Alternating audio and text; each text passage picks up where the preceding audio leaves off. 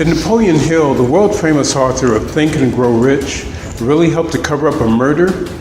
You'll discover the shocking truth and much more as we present 10 shocking facts you probably didn't know about Napoleon Hill, right here on Empire Builders TV. Stay tuned.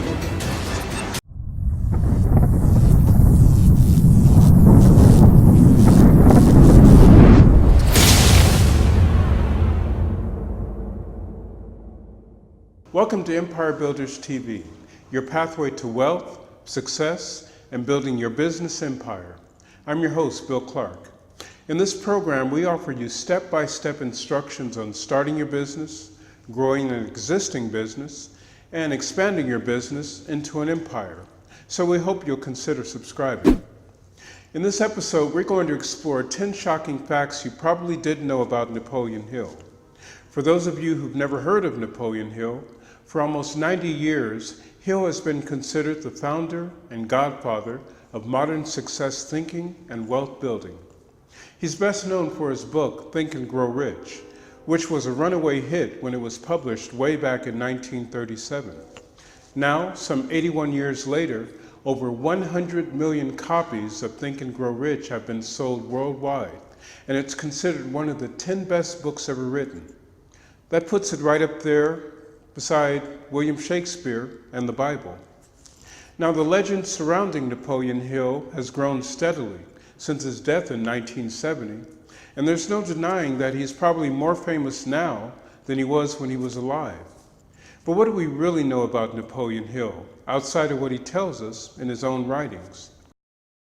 Now, before I begin, I just want to say that my purpose here is not to disparage or to denigrate the work of Hill, or his contributions to the science of wealth and success. Rather, we're just trying to get a better understanding of the man behind the myth and what effect his personal life may have had on his written works. So with that being said, let's dive right in. First, let's talk about what we do know. Oliver Napoleon Hill was born in 1883 in a one-room cabin in the Appalachian Mountains of Southwest Virginia, one of the poorest and least educated areas of the United States. His father, James Hill, was an unlicensed dentist and part-time moonshiner. By the time he was 12 years old, Napoleon had developed a reputation for carrying around a bad temper and a loaded gun. It was Hill's stepmother who set him on the straight and narrow and encouraged his education and his love of writing. Napoleon later recalled his stepmother telling him, "If you become as good with writing as you are with that gun, you may become rich and famous and known throughout the world one day." Hill eventually landed the first job he ever had with a small newspaper in Virginia. According to his biographers, Napoleon's writing was unpolished and rather crude, but he compensated with a vivid imagination.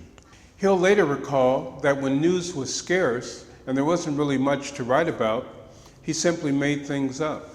So let's talk about what we don't know. Myth number 1. True or false? Napoleon Hill was married 5 times. True. Hill suffered through 5 cantankerous marriages, the first when he was only 15 years old, and he was accused of knocking up a neighbor's daughter and getting her pregnant.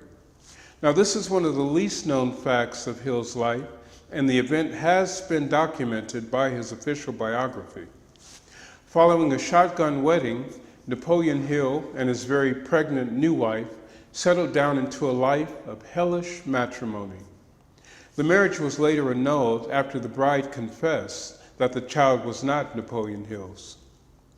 All but one of Napoleon Hill's marriages ended in divorce. His second wife, Edith Whitman, filed for divorce after just 5 years, citing Hill's frequent infidelities, violent temper, and verbal abuse. The final straw came when Hill threatened to blow Edith's brains out on a busy city street in Washington, D.C. Myth number 2. True or false? Napoleon Hill was a well-respected attorney before he took a fancy to spreading the gospel of wealth and success. False. While living in Chicago, he did have stationery printed up with the letterhead, Napoleon Hill, Attorney at Law. But there's no evidence that Hill ever went to law school or practiced law. His own biographers admit that this was one of Hill's exaggerated claims. In later life, Hill often referred to himself as attorney of law, even though he never performed any legal services. Myth number 3, true or false? Napoleon Hill was once arrested for passing bad checks. True. Though he was later acquitted of the charge, Hill was arrested in 1908 and accused of altering checks, which was just a fancy way of saying that he was a forger. Myth number 4, true or false? An arrest warrant was once issued for Napoleon Hill after he was accused of defrauding investors in a bogus lumber company scam. This is true. After starting the Acre Hill Lumber Company in Alabama with a shady business partner, Hill helped himself to over $30,000 worth of lumber on credit from various suppliers. He began selling off the lumber as fast as he could, accepting only cash and virtually any amount that he was offered. By the second half of 1908, word quickly spread that Napoleon Hill was committing fraud. Pretty soon, buyers, vendors, and investors were on the lookout for him, and a warrant for his arrest was issued. Feeling the heat getting close, Hill took it on the lam. An article from the October 12, 1908 issue of the Pensacola Journal suggested that Hill was on the run from the law. According to the article, the whereabouts of O.N. Hill, said to be the president and general manager of the Acre Hill Lumber Company, is causing considerate concern among creditors and investors. Hill left the city over a month ago. On September 8th, he told his secretary he was going out for a few hours to visit a few lumber mills, and since that time, he has not been seen. Arrest warrants were issued for Hill, and the U.S. Postal Service began investigating him for mail fraud. One biographer has found evidence of bankruptcy proceedings that were filed against Napoleon Hill in the U.S. District Court, though it's unclear how Napoleon Hill succeeded in evading the law. True or false? Napoleon Hill had a secret meeting with Andrew Carnegie, the richest man in the world at the time, and at that meeting, Carnegie shared with Hill the secrets of accumulating incredible wealth, which was the basis for Hill's Think and Grow Rich. Now this is big, because it supports the very foundation upon which the book Think and Grow Rich is built, so it deserves some further and deeper examination.